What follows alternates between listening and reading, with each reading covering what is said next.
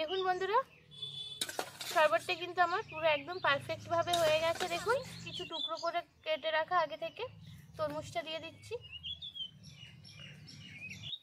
নমস্কার বন্ধুরা, কেমন আছেন সবাই? আশা করছি সকলেই ভালো আছেন। আমি স্নেহা, আমার চ্যানেল ভেজ রেসিপি উইথ স্নেহাতে আবারও একটা নতুন রেসিপিতে আপনাদের সকলকে স্বাগত জানাই। বন্ধুরা, আমাদের প্রতিবেশী দেশ বাংলাদেশের এখন বর্তমানে একটা ট্রেন্ডিং শরবত বলতে পারেন, সেটা হচ্ছে মাহাব্বাতি শরবত।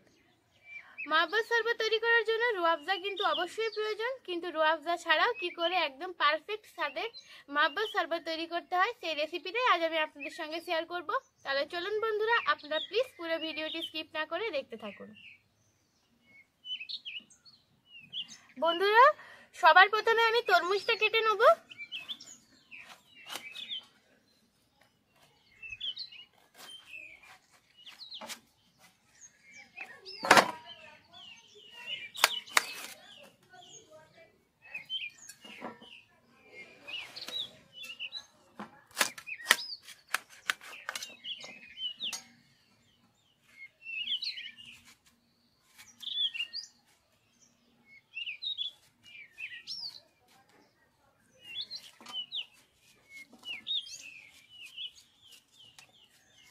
এই মাহাব্বত শরবতের প্রধান উপকরণ কিন্তু তরমুজ।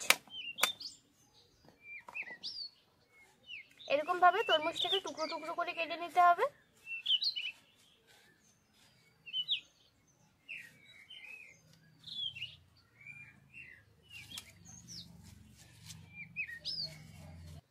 বন্ধুরা, মাহাব্বতি শরবত তৈরি করার জন্য দেখুন আমি কিন্তু তরমুজটাকে কুচি কুচি করে কেটে নিয়েছি। এরপর সবার প্রথমে এটা দিয়ে দেবো, অল্প কটা দিয়ে রেখে দেবো গার্নিশিং এর জন্য। তো দেখুন এখানে আমি পরিমাণ মতো নিয়ে নিয়েছি তরমুজ। এরপর এখানে আমি দিয়ে দেবো ফ্রিজে রাখা দুধ। দুধটা অবশ্যই আমি আগে থাকতে কিন্তু জাল করেই রেখেছি।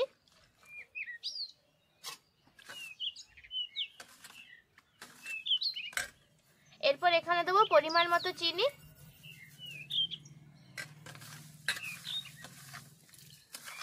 এই মাহাব্বতি শরবতের কিন্তু চিনির পরিমাণটা একদম কম রাখবেন, এতে কিন্তু খেতে খুব ভালো লাগবে। এরপর দেখুন রুয়াবজার পরিবর্তে আমি এখানে দেব স্ট্রবেরি ক্রাশ, যেটা সাধারণত আমরা কেকে ইউজ করে থাকি। এটা আমি এখানে পরিমাণ মতো দিয়ে দেবো। তো যদি কারো বাড়িতে রুয়াবজা না থাকে সেক্ষেত্রে কিন্তু এই ক্রাশটা ইউজ করতে পারেন। এতে কিন্তু খেতে টেস্ট কিন্তু খুবই ভালো হয়।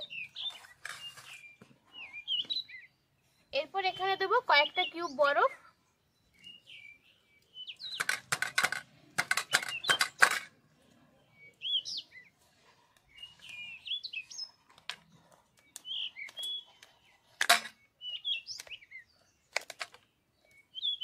বেশি দেবো না, কয়েকটা দেবো, 5-6টা কিউবের মতো দিয়ে দিচ্ছি।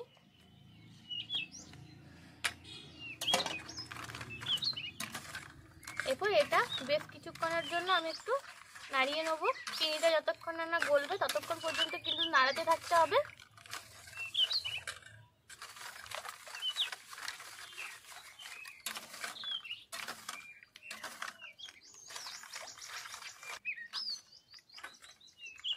দেখুন বন্ধুরা, আমি বেশ অনেকক্ষণ ধরে এটা কিন্তু নাড়িয়ে চিনিটা গলিয়ে নিয়েছি। এরপর দেখুন আমি এরকম একটা গ্লাস এখানে সবার প্রথমে দিয়ে দেবো 2 টুকরো বরফের টুকরো। এরপর আমি শরবতটা দিয়ে দিচ্ছি। দেখুন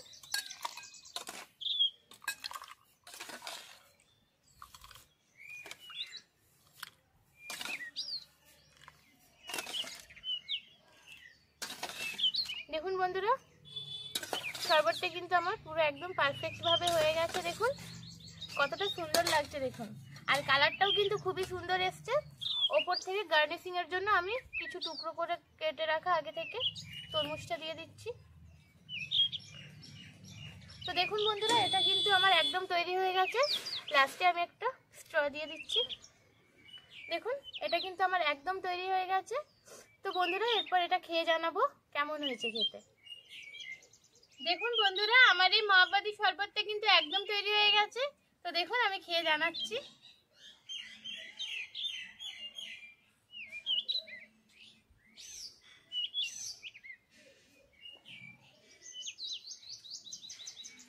সত্যি বলতে বন্ধুরা দারুণ লাগছে এটা খেতে, ফ্লেভারটা যেমন অসাধারণ এসছে তেমনই কিন্তু খেতেও কিন্তু খুবই সুস্বাদু লাগছে। তো বন্ধুরা আমি যেভাবে তৈরি করে দেখিয়েছি আমার এই রেসিপিটা ফলো করে আপনারা অবশ্যই বাড়িতে একবার তৈরি করে দেখবেন, আশা করি আপনাদেরও খুব ভালো লাগবে। তাহলে বন্ধুরা আজকে এই পর্যন্তই, দেখা হচ্ছে পরবর্তী কোনো একটা রেসিপির সঙ্গে। ততক্ষণ পর্যন্ত ভালো থাকুন, সুস্থ থাকুন।